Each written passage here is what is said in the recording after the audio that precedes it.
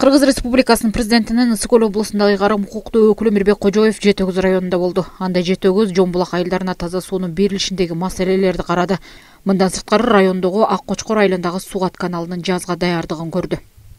Кыргыз Республикасынын президентинин Ысык Көл облусундагы ыйгарым укуктуу өкүлү Мирбек Кожоев, биринчи орун басары Улан Далиев жана жергиликтүү бийлик өкүлдөрү алгач Жетөгүз айылынын жана Жон Булак айылынын элине таза суунун берилишин карашты. Тиешелүү кызматтар жана жергиликтүү өз алдынча башкаруу органдары менен президенттин өкүлү айыл тургундары жана активисттер менен биргеликте Жетөгүз жана Жон Булак айылдарына суу кетүүчү каналды көрүп, кошумча суу каналын кошууну караган долбоор менен таанышты. Бул уже Жетөгүз айылына кирди. Дыйкан чарба бүттү, айыл башталды моондан ары. Оля участоктон кетти. Бул мындан келип туруп, мына рейс жактан бурулуп кетти. Моорека Жетөгүздүн ичине келип, мусордун сайдына кетти. Трасса моорек жерден бүтмөк. Азыр проблема каякта болуп атат? Азыр проблема моорек дыйкан чарбанын. Экиге бөлүп түшүндүргүлө. Биринчиси биз жана фонддон акча бөлүп жасай турган проект ушул да. Азыр проблема каякта ушуну жасаш үчүн? Проблема мына үлүш жерди уруксаатын алыш керек. Канча? Жок, мына жерден жолдон каза өзүп атпайсыңар булар, да? Үлүштүн жолуна. Канчалар берип атат. Үлүш жеринен жол. бул маселе уже снимать этилди. Бул жерде маселе могу жерде. Келип отуруп, мынакей чек ара булар проектиси менен мына эки турбага кошкон. трайникке келип атат да. А бул жерден система айылдыкы Жетөгүзгө да кетет. Так. А бизде сунуш, Жетөгүз айылынын сунушу ушул жерге келгенден кийин буга подключение кылбай, бул немеге чейин мына ушул бассейнге чейин труба отдельно салып алгыла деп атабыз да. Бизде деген Жон Булак айылына сууга деген проект бар, переченге киргизгенбиз да. Эми мунун акчасы быйыл чечилсе, курулуш иштери башталат. И скважина дагы ошо жана ырдык жактан, өзү жактан госгеология заключение бериптир. Ошонун негизинде ошол жактан скважинанын казылып, анан айылдарга суу таратылат Жон Булакка. Эми ушул Жон Булакка суу жагы жетишпейт дейт.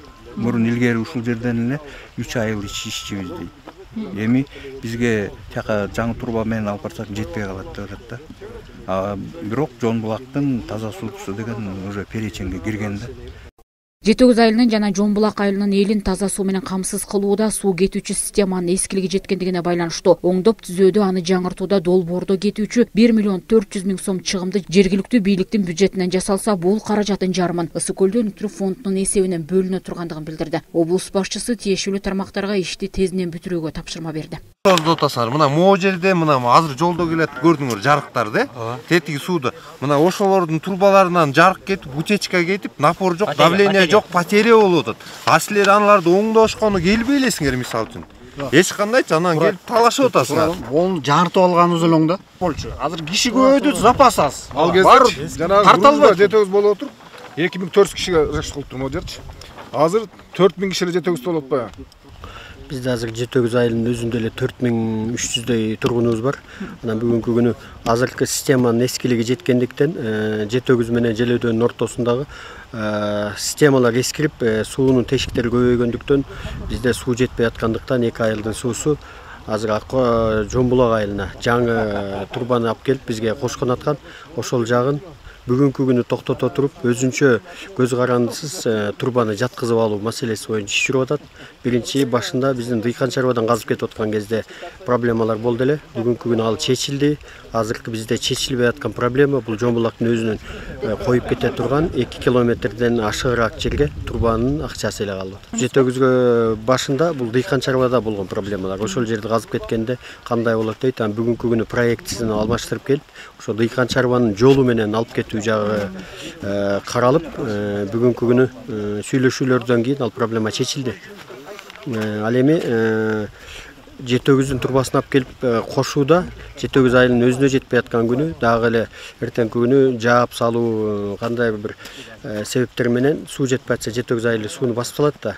Ошол себептен ал жерге өзүнчө кошпой эски системага башына чейин алып келип турбаны алып кетүү жагы каралып атат. Азыркы мезгилде Жон Булак айылында суу өтө чоң көйгөй болуп атат. Себеп дегенде СССР убагында салган линия айылга толук камсыз боло албайт. Ал эми жаңы коюнуштарда такыр линия жок болуп атат. Азыркы мезгилде проект менен ремонттуу иштери боюнча Жетөгүздөн суу тартып өтүшүбүз керек болуп атат. Бирок кайра эле дагы көйгөйлөр жаралды. Ошон үчүн элдер арызданып жогорку инстанцияларга кайрылды. Ошо областтын жетекчилери менен келип ушул маселени жеринен карап чечкенге аракет кылып атабыз. Так, местныйда канчасын чечесиңер? Карайлык азыр өкмөт жаңы дайындалды. Элди таратыш керек, элге калкчылыкка бир айтып кетишибиз керек да. Ошон үчүн Капка жетекчибиз. каралган 5 миллион бар. Жомбулактын фабына каралган 5 миллион. Эртең фап келет да. Фапты эмеге арабтар менен сүйлөшүү болуп атат. Бурса жакка ишке ашып калса, тиги акча бошойт. Жарым-жарымдан чечелеби? Болду, жарымын силер чечесиңер, жарымын биз чечебиз. Сүйлөштүкпү? Жарым местный бюджеттен чечкиле. Бирок мен менин оюмда жанакы 1 миллион эме кылып атпайсыңарбы? 1 миллион 200 услуга. 1 миллион 400дей кетип калат. Услугаңар. Услуга. Услуга дейм. 1 миллион кетпейт. Эки, мындай эки маселени экиге бөлүп карагыла. Бирөө материал, труба, цемент тиги болду. Экинчиси услуга, газ берем, ошол максалам деген. Канча сумма? 1 миллион 200 айтып атканыңар?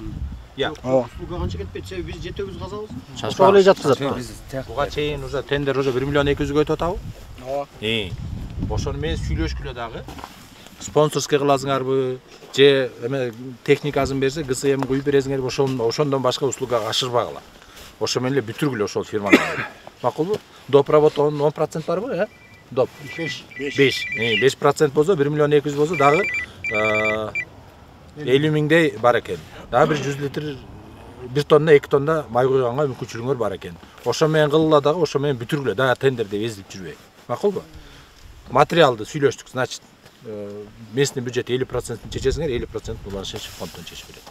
Ушул эле күнү Кыргыз Республикасынын президентинин Ысык көл облусундагы ыйгарым укуктуу өкүлү Мирбек Кожоев Аккочкор айылындагы ирригациялык каналды көрдү. Узундугу 22 км 865 метрди түзгөн суу каналы аркылуу 2 айыл аймактын элинин жери сугарылат. Жаз алды менен айдап себүүгө даярдык көрүүнү, анын ичинде суу каналдарынын даярдыгын көргөн облус башчысы суу каналын баштан аяк көрүп чыкты. Каналдарыбыздын кейпи бул техника эмес, адам баса албай калыптыр каналдар. Киши баса албай калып карагылачы. Анбай өнү келип аябай настроение бузулуп кеткен. Аны уже бир 20 күн болуп калды го. Мен кайра келем деген. Ушу каналга кайра келем деген.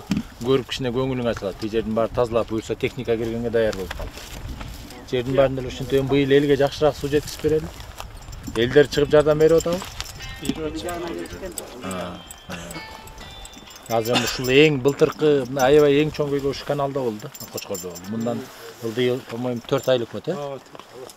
Боз бешигемелердин баары ушул жактан алат, ошон үчүн ушу каналга көңүл. Эң оор участок ушул. Силер мына сууда жүрүп өткөнсүздөр, мага бирден айтылачы, мына жана фильтрация болуп аткан жерлерге пленка салса болобу, болбойбу? Мынактагы местный чиновниктер мени алдап атышат, болбойт, суу агызып кетет экен деп. Болобу, болбойбу? Фильтрацияны кантип токтотобуз? Наностор көп да.